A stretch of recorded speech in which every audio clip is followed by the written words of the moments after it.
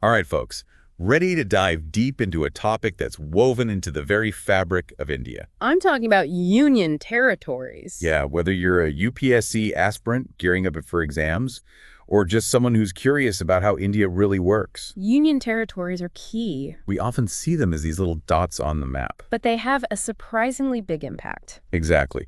Today, we're drawing insights from this academic text all about Indian governance. And trust me, This isn't just dry facts and figures, this is about understanding the history, culture, strategic importance. all converging in these unique territories. You know, it's interesting. Even the fact that union territories exist, It kind of reveals this tension built into India's structure. this pull between a strong central authority and the autonomy of different regions. Right, that push and pull. So to get us started, our source begins with Article 1 of the Indian Constitution. Which, of course, lays out the types of territories that make up India as a whole. States, obviously. And then it even mentions territories that might be acquired in the future. And then, of course, the stars of our show today, union territories. And what's the big difference between those and the states? Well, with states, you have a good deal of self-governance, power sharing between the state and central governments. Right. But union territories are administered directly by the center.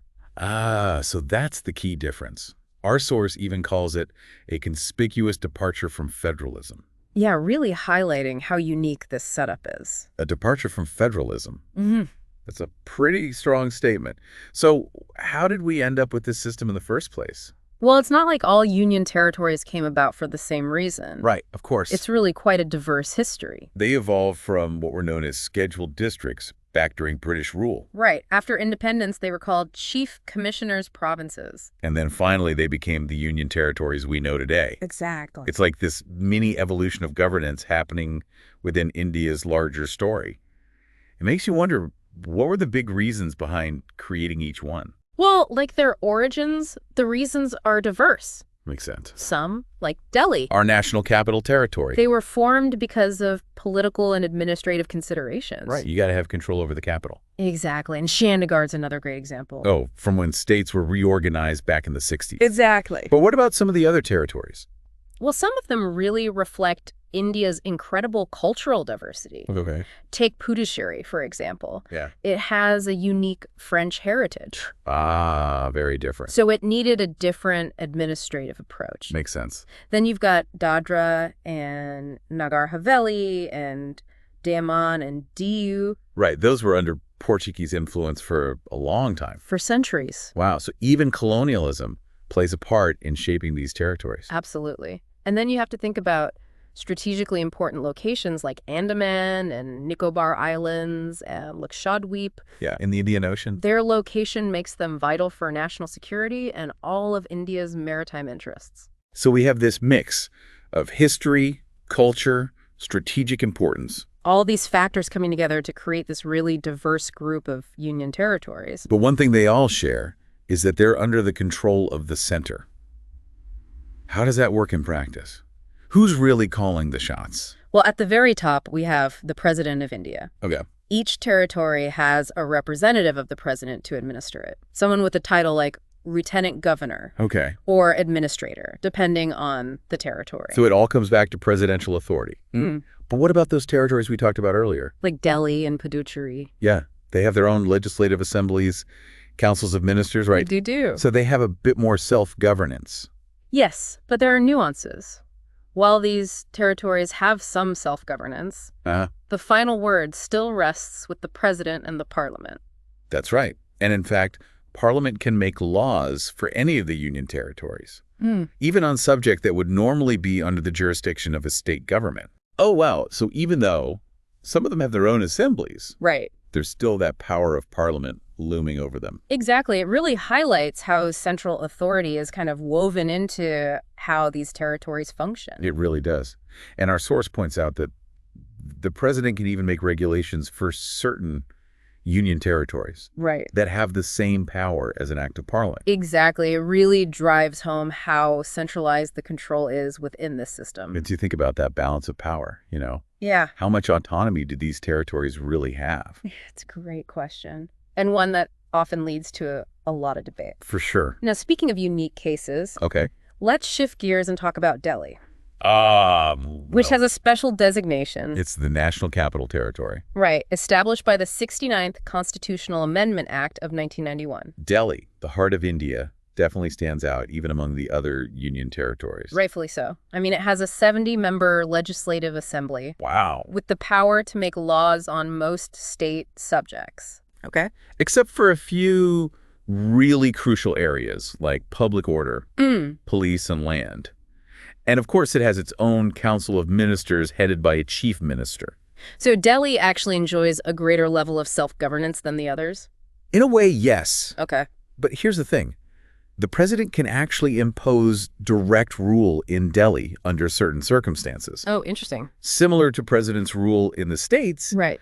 this provision basically ensures that the center can intervene if they deem it necessary. It's a fascinating example of how, even in a system designed for centralized control, there are these varying degrees of autonomy. Absolutely. It's a delicate balance. Yeah, it really is. Now, what about those union territories that don't have their own legislatures? Yeah. How do they get a voice? That's a good question. It wouldn't be fair if they had zero say in their own governance. Right. So in those territories, they have advisory committees. Okay. These committees like the Home Minister's Advisory Committee or the Administrator's Advisory Committee. They provide a platform for local representatives to give their input. Okay, so they can make their concerns known. Exactly. And have their perspective considered. It's a way to make sure that people's voices are heard even when they don't have a full-fledged legislature. Sounds like a valuable mechanism. It is, but it's crucial to note that the recommendations these committees make aren't binding. Ah, okay. So, it raises questions about how much influence they really have. There's that tension again that we were talking about before. Exactly. Between central authority and local representation. Yeah, and it's something to keep in mind, especially for any UPSC aspirants out there. Right. Understanding these nuances of power is so crucial for understanding how Indian governance really works. It's not just knowing the facts. Right. It's understanding how it plays out in reality. Exactly. Now, before we start talking about the potential future of union territories, Okay. let's recap what we've learned. Yeah, good idea. We've covered a lot. Okay, so we began by talking about the historical evolution of union territories. Right. How they came about from a different system during British rule. And then how they took shape after India gained its independence. Exactly. And we saw how varied the reasons for their creation were. From the strategic location of the Andaman and Nicobar Islands to that unique French heritage of Puducherry. Right. And then we talked about the power dynamics, Yeah. highlighting how the president and parliament play such a central role in administering these territories. And even territories with their own assemblies like Delhi and Puducherry, Yeah.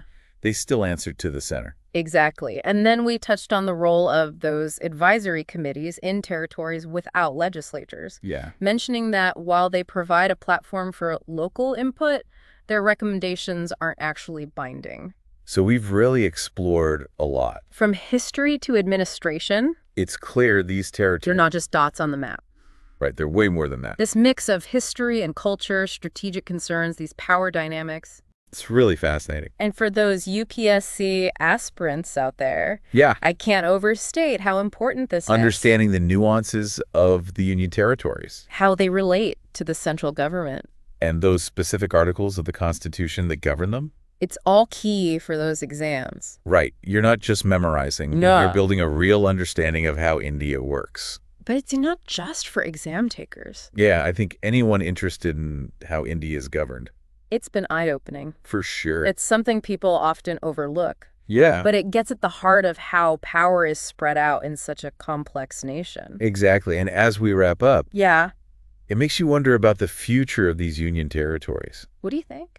Will they always be under the center's control? Mm. Or could we see some of them become full-fledged states That's a great question. down the line? It's a question a lot of people are asking. Policymakers, academics? Some argue that giving more autonomy to these territories could actually lead to better governance That makes sense. because they can tailor policies to their specific needs and challenges. Right, more autonomy. Yeah. More power for local leaders to shape their own development. Exactly. But I imagine there are also concerns Of course. about keeping the country unified. Absolutely. And ensuring consistent policies across India. Right, so there are strong arguments on both sides. There are. And each territory has its own special circumstances to consider. Right, like Delhi being the national capital. That adds a whole other layer of complexity. Yes. It's like this puzzle, Yeah. trying to find that sweet spot between what the center wants and what regions aspire to.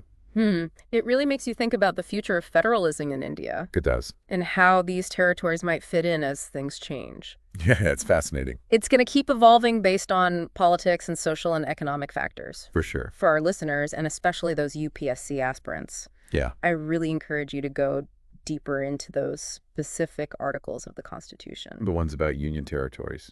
Exactly. The ones listed in Table 40.3 of the source material we've been talking about. Great advice. It's one thing to hear the overview, Right.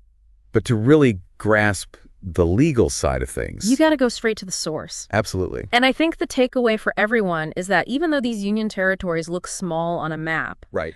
they're a huge part of how India is governed. Their stories are tied to India's past, present, and future. Absolutely. I love that. So the next time you look at a map of India, Yeah. take a moment to really appreciate those union territories You might be surprised how complex they are. and how important they are to the country as a whole. Keep exploring and keep questioning. And keep diving deep.